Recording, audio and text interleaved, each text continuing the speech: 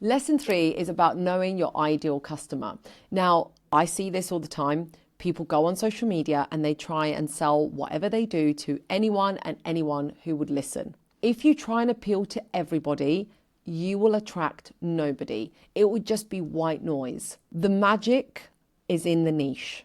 You need to niche down, but don't get me wrong, it doesn't mean you won't attract other clients in and around that center. This is where people get a little bit worried because they're like, but if I niche down, then I won't have so and so and so and so. No, when you niche down, you actually attract more than you bargained for. What do I mean? So in my experience, it doesn't matter what it is that you do. Okay, so if you hear me talking a lot about mortgages and finance and property, it applies to what you do too. Let me explain.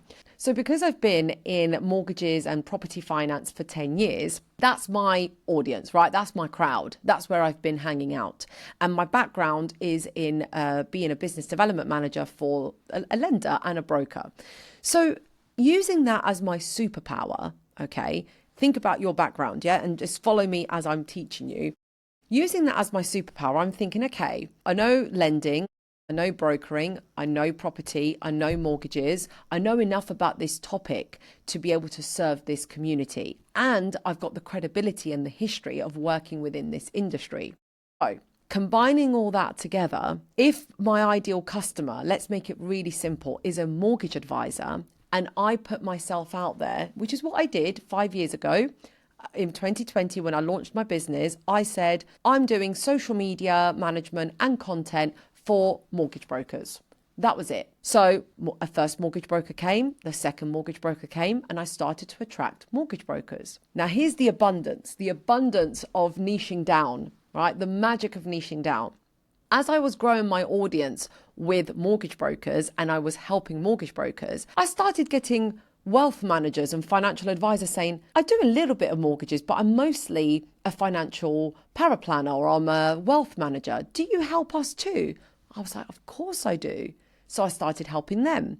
Then I'd get protection advisors saying, hi, I can see you're helping mortgage brokers, but I don't do mortgages anymore. I just do protection. Do you help me too? Be like, yes, of course I do. And then I had banks and lenders and the media companies within the property space. Then I had serviced accommodation specialists and I had property investors and I had lawyers, solicitors.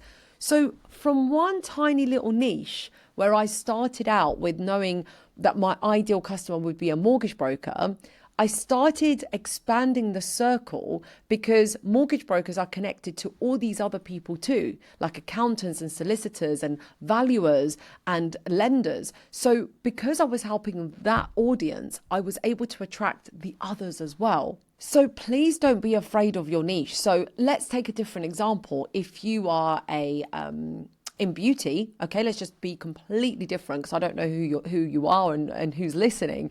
But let's just say you're in beauty and you worked for a spa. Think about all the other type of services that surround a spa. You know, it's makeup artists, it's bridal shops, and it could be stylists, it could be hairdressers. Like, so many people are surrounded that kind of spa atmosphere. So it doesn't mean that you just cater for spas and you just do social media for people in a spa, or you just do catering for spas. You can actually start to broaden your circle with other professionals in and around that circle. So please don't be afraid of the niche. So the document within your workbook for this lesson is to work through your ideal customer avatar. Now, in this document, you're actually going to break down what your ideal customer looks like, you know, the facts like the gender. Usually, you know, are you trying to make it a female empowering business, or is it gender neutral? Are you trying to attract someone within a certain age range? So, for example, if you are a mortgage advisor and looking to serve the first-time buyer audience, then you're probably looking at people in their 20s and 30s, probably closer towards 36, because an average first-time buyer currently in the UK is about 36 years old, maybe younger, maybe older. So you need to look at that demographic. Or are you trying to work with professional, very well-established property landlords who have very large portfolios? Maybe they're of a different age. So think about those exact characteristics Don't make it too broad because you're going to get lost in that white noise. So the document will allow you to be really specific. So as you go through that document, what I also would like you to think, especially if you're experienced, my top tip would be think about your existing clients. So if you're in your business and you've been in the business for 5 years, even 1 year, okay, 1 year in your business, whatever client you've helped, however many completions you've had, however many closed deals you've done, I want you to extract them from your CRM system. So if you've got a spreadsheet or if you've got a system that where you host all your client data, and I want you to analyze it. I want you to look at what is a repeat pattern. This is to stop you from saying, I help anyone and everyone who needs a mortgage, or anyone and everyone who needs a personal trainer. I want you to think, those existing clients that have already come to you, why have they come to you? What was their most burning problem? How did they find you? So this is really important because when you start to analyze, the detail already has the formula there. I'm not inventing it. You will find the formula. I'm just showing you how to actually find it. And if you're listening to this and you've got no customers, that's fine. Make an assumption as to who you would like to work with. So if you're brand new, fresh, and you're thinking, gosh, I'm completely fresh into this, I have no clients whatsoever, then go back through your personal brand document. Maybe you were a teacher once and now you've ventured out into a new business, or you've started something new, you've become a coach, or you've become a broker, or you've become an interior designer, but you used to be a teacher. Could you lean on that audience? Could you lean on that community?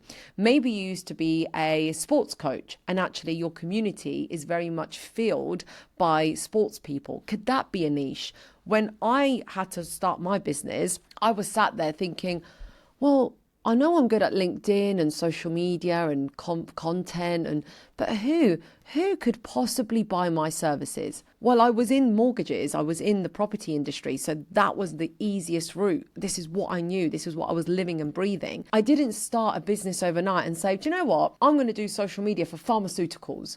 That would have just been a ridiculous strategy because I've got no clue about pharmaceuticals. So that's why the personal brand document in the previous lesson and knowing your customer, the customer avatar in now, the lesson that we're doing together now, is hugely important because the two match. So look at the synergies between your personal brand and your history and your expertise and your skills and the clients that you want to attract or the clients that you have already attracted. Bring them out. I say to my clients, print out the details of your 5 most favorite clients. Pick 5 clients that you have loved working with. Okay, think of them: Jane, Susan, Steve, Alan, and Bob, right?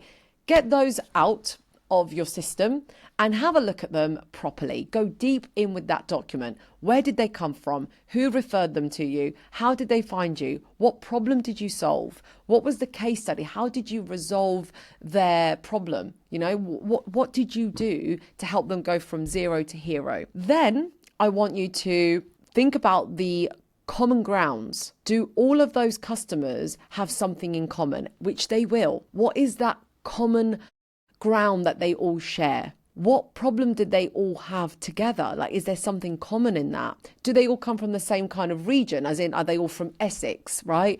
Or are they dotted around all over? So whatever pattern you can see, try and marry those up and say, okay, so that person was referred to me by a solicitor, but so was that person. So 2 out of 5 of my leads have been referred by a solicitor, or 2 out of 5 or 3 out of 5 of my leads actually came from family and friends. Or, see what the pattern is, write down what those patterns are, and then let's jump into the next lesson.